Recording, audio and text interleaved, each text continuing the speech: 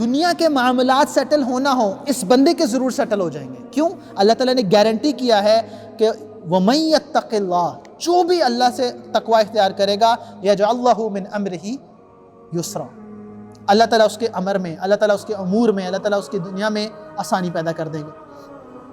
And this is guaranteed. یہ نہیں کہا کہ اس کے دین میں، امر کا مطلب ہے کوئی بھی معاملہ، وہ whatever he is doing اللہ تعالیٰ is going to make it easy for him. اللہ تعالیٰ is going to make it easy for him. وہ اس کی مثال ہمارے استاد یوں سمجھایا کرتے تھے کہ ایک مرغی ہوتی ہے نا، فار ایگزامپل اس کا جو رزق ہے وہ لکھ دیا گیا ہے، لیکن وہ ساری اس مسجد میں پھیلا دیا جائے. وہ بیچاری وہاں جا کے کھوتی ہے، 2 دانے کھاتی ہے، وہاں جا کے کھوتی ہے، 2 دانے کھاتی ہے، وہاں جا کے کھاتی ہے. تو جو ٹوٹل نمبر آف دانے کھا رہی ہے وہ پہلے ڈٹرمنٹ تھا. اور ایک وہ ہے جو میری پالتو ہے، تو میں اس کو ایک جگہ پہ رکھتا ہوں اور خود سارے دانے پلیٹ میں اکٹھے کر کے دے دیتا ہوں، اب وہ مزے سے کھا رہی ہے. یہ امور میں آسانی. ایک کھپ کے کام پورا کرو، اور ایک اللہ تعالیٰ ایسے کام پورا کر دیں کہ خود انسان کو یہ تو میرے ذہن میں تھا زیادہ ٹائم لگے گا، زیادہ ریسورسز لگیں گی، خود ہی ہو گیا. لیکن اس کے لیے شرط لگائی ہے کہ اللہ کے ساتھ تقوی اختیار. پہلے شرط پوری کرنی ہے، پھر جزا ملے گی. اف ہے نا، تو اف سے پہلے وہ بٹ نہیں لگا سکتے. ہمیں نہیں یا اللہ آپ آسانی پیدا کر دیں پھر میں تقوی اختیار کروں گا، یہ ہوتا ہی نہیں ہے. کیونکہ اللہ تعالیٰ اگر آسانی پیدا کر دیں تو اللہ تعالیٰ فرماتے ہیں اگر میں تم پہ دنیا کھول دوں نا فَبَغَوْا فِي الْأَرْضِ، تم بغاوت کرتے پھرو گے، because then you will feel in control کہ میری مرضی چلتی ہے. تو یہ نہیں ہو سکتا. پہلے تقوی اختیار کریں گے. And then اللہ تعالیٰ says I'm going to help him out in his problems and difficulties.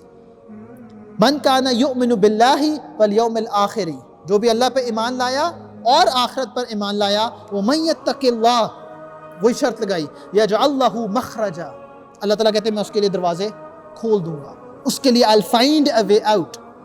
ہاں، اور یہ نہیں کہا کہ صرف آخرت میں، آخرت کی گارنٹی الگ سے دی، اس دنیا میں بھی اللہ تعالیٰ آسانی پیدا کر دیں گے. اس کی مثال وہ خضر علیہ السلام والا واقعہ یاد ہے سب کو.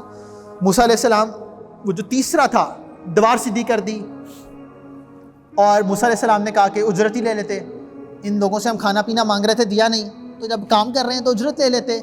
تو انہوں نے بعد میں اس کی وجہ کیا بتائی تھی کہ یہ 2 یتیموں کا مال تھا اس کے نیچے، اور ان کے آباء و اجداد میں کوئی نیک تھا.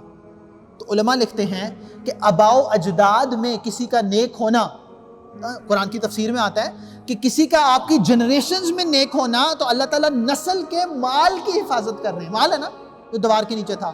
تو آپ خود سوچو کہ اللہ رب العزت آپ کے اپنے متقی ہونے پہ آپ کے مال اور جان اور ایمان کی حفاظت نہیں کریں گے. مخرجہ کیا ہے؟ اللہ تعالیٰ ایک جیسے نا ایک، اب کوئی قرآن میں اس کو ڈینائی نہیں کر سکتا کہ خضر علیہ السلام از بیونڈ اسباب، ہی از ناٹ ود ان دا اسباب. اسباب کی دنیا میں موسیٰ علیہ السلام کا قانون چلتا تھا، اسی لیے موسیٰ علیہ السلام کو سمجھ نہیں آ رہی، قتل کیوں کر دیا ہے نا، تباہ کیوں کر دی کشتی. تو اسباب کی دنیا کا قانون فرق ہے. اللہ تعالیٰ فرما رہے ہیں خضر علیہ السلام کے قرآن کے واقعے سے، again it's not me creating it, کہ اللہ تعالیٰ بیونڈ اسباب جا کے بھی اس شخص کی مدد کریں گے.